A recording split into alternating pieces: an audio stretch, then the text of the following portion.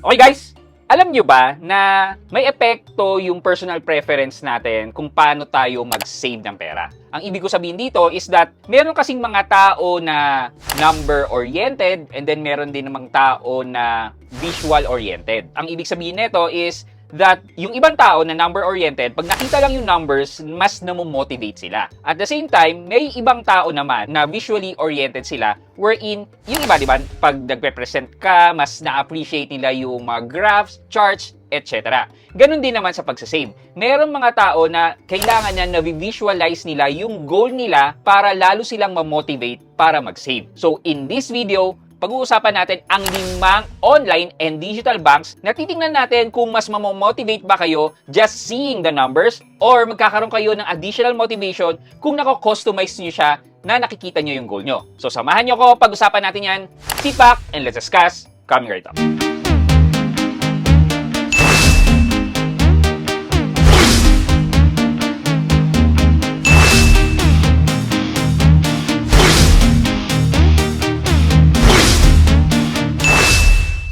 Hi guys, this is Pat and you're in Pat Quintos Review TV. So if you're new here in my channel, I do reviews about personal finance na meron akong experience or meron akong knowledge. Naginawa ko din ng videos and playlists na makikita nyo dito sa taas at kung bago ka dito sa channel ko, you may want to consider subscribing to my channel. Yeah, so wag na natin patagalin, di ba? Ang point ng video natin ngayon is ipakita ko sa inyo itong 5 banks na to para makapag-decide kayo just in case na meron kayong pag-iipunan na goal. Meron ding ibang banks na hindi pa nag-o-offer ng ganito katulad ni Maribank. But for those people na naghahanap ng way to segregate their funds para sa specific purpose, ito yung video na yon. So, unahin natin sa listahan ko, which is si Maya Bank. Si Maya Bank ay may tinatawag na personal goal. So, itong personal goal na to is i-create mo siya sa loob ng savings account mo para siya lumalabas na sub-account. And ang maximum na pwede mo lang ilagay dito is 1 million pesos. And at the same time, if you reach that amount, sinasabi nila ang interest daw ng personal goal na yon ay up to 8%. So, tingnan natin ang itsura ng Maya personal goal kung mas ma-attract ba kayong gamitin ito. Okay, pag nag-login kayo sa Maya, punta lang kayo sa savings and then makikita nyo itong block na to, nakalagay yon sa ilalim, personal goals. So pag click nyo yan,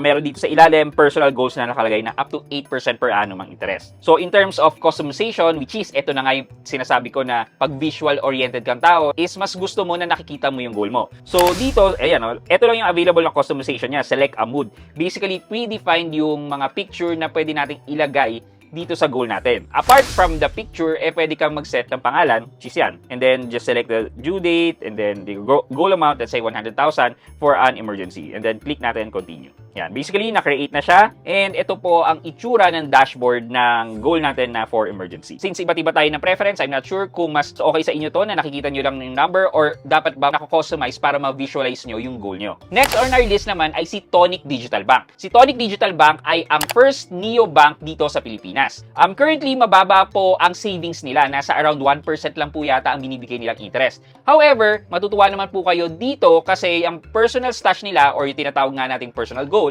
nagbibigay yan ng up to 4% na interest. Ang pinagkaiba nito with Maya is that si Maya graduated yung pagbigay niya ng interest na up to 8%. Hindi straightforward na pag na-reach mo tong amount, 8% na ibibigay sa inyo kagad. Medyo may madugong calculation pa ang nangyayari dyan. Dito kay Tonic, itong stashes nila, napaka-straightforward. Kung ano yung ADB mo, yun ang bibigyan nila ng 4%. Isa sa magandang feature netong stash ni Tonic Bank is that meron silang group stash na tinatawag wherein you can invite other family member or friends or maybe asawa mo na mag-contribute sa goal na yan. Ang tawag naman nila dito ay group stash. Pero kung sino lang ang nag-create ng group stash na yan, parang siya yung admin at may control dito sa account na to. So, once you create that, pwedeng mag-contribute yung iba't ibang tao na in-invite mo dito sa stash na to. Thus, kunyari may pang family vacation kayo at kayo magkakapatid, nag-contribute dyan at nag-usap kayo na tig pa 5,000 every sweldo, mag-contribute dyan, then mas madali nyo marireach ng goal nyo as a family. Okay, silipin natin kung ano naman ang itsura ng stashes ni Tonic Bank. Okay, pagka-open nyo ng Tonic, punta lang po kayo dito sa ilalim. Nakalagay total stash balance. Click nyo lang po yan and then dito po makapag-create na po kayo ng stash. Meron po akong ginawa dito previously pero hindi ko naman nagamit. Pero create na lang po tayo ng panibago. Ito po, when you click that, nakalagay open a new stash or meron ng mga predefined emergency stash. So, ako pang emergency. So, yan. Clinic ko po, ayan. Select stash type. So, pwede kang group stash or pang personal lang. So, click natin yung pang personal lang. Ayan, emergency stash. Target amount, 100,000.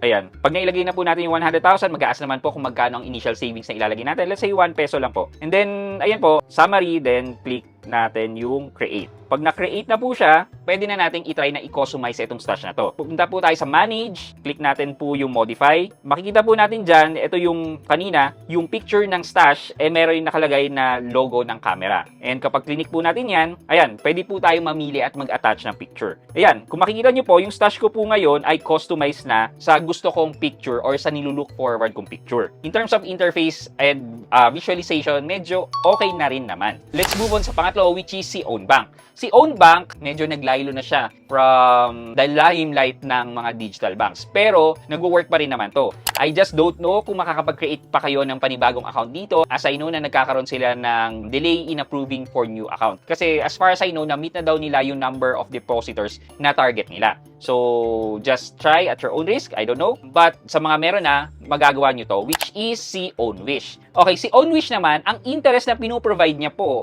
ay medyo malaki. 5.55%. So, kung i-compare mo yan kay OwnBank na nasa around 4%, and ganun din naman kay Maya na ang base interest ng mga personal goal ay nasa 4%. So, silipin na po natin kung nako-customize ba ang personal goal or OwnWish dito kay OwnBank. Okay, nakalagi na po tayo kay OwnBank. Punta lang po tayo dito sa graph icon sa baba. Tapos, i-scroll natin pababa under stable money. Ayan, nakalagay OwnWish. Pag click po natin yan, ayan, pwede tayo mag-add wish. Tapos, make a wish. Ayan, meron na rin mga predefined emergency. Ayan, building emergency fund. Make a wish now. So, ayan po, na-create po natin yung ating emergency fund. Pero, looking the app, wala pong way na ma-customize natin itong own wish natin na magpapakita ng picture. So, more on pang mga number-oriented na mga tao to. Pero, ang laki po ng 5.55%. So, yeah, basically yan po kay OwnBank. Number 4 po natin sa listahan naman ay si CIMB Bank. Si CIMB Bank ay may tinatawag na own goal. Ito po ay parang mag-create ka ng panibagong savings account with them. Parang hindi po siya katulad ng mga una na discuss natin, mag-create lang ng sub-account dun sa current na savings account mo. Ito po, totally panibagong account, nilagyan mo lang ng pangalan and customization. So, silipin po natin yung app ni CIMB kung mas customizable ba siya and okay ang kanyang user interface para maengganyo tayo mag-save sa kanila. So,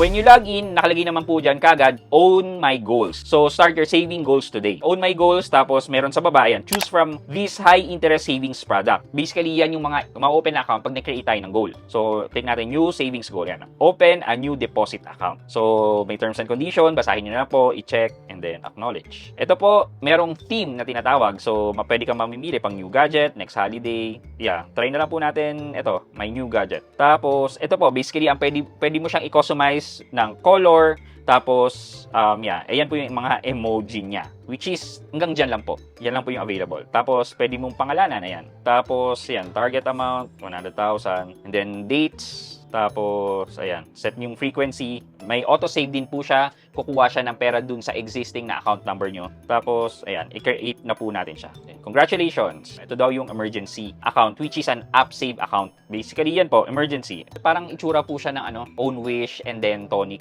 Though sa tonic at least na, po natin siya, nako-customize. Yeah, basically, yan po kay CIMB. More on yung existing na template kung anong meron sila. Okay, last but not the least naman ay si GoTime. Kay GoTime naman po, ang pagkikreate po natin ng GoSave account or the personal goal. Sa tingin ko po ito po yung pinaka okay para sa akin na personal goal kasi mas nako-customize siya na makapaglagay po kayo ng picture dito ng kung ano yung nabivision yung itsura ng goal nyo. So, silipin na po natin yung app niya. Okay, pag na-open nyo po yung app, meron po dyan nakalagay na GoSave. Click nyo lang din po yan. Tapos, ito po, create po tayo ng additional. Click nyo lang po yung plus. Tapos, pwede nyo pangalanan yung savings nyo. And then, pwede kayong mag-enter na ng balance or pwede nyo namang skip. Ayan, na-open na po. Tapos, pag in-open po natin siya, yung settings po nung GoSave na yan, pwede natin i-edit ulit, replace yung name, or change yung logos, or even yung picture.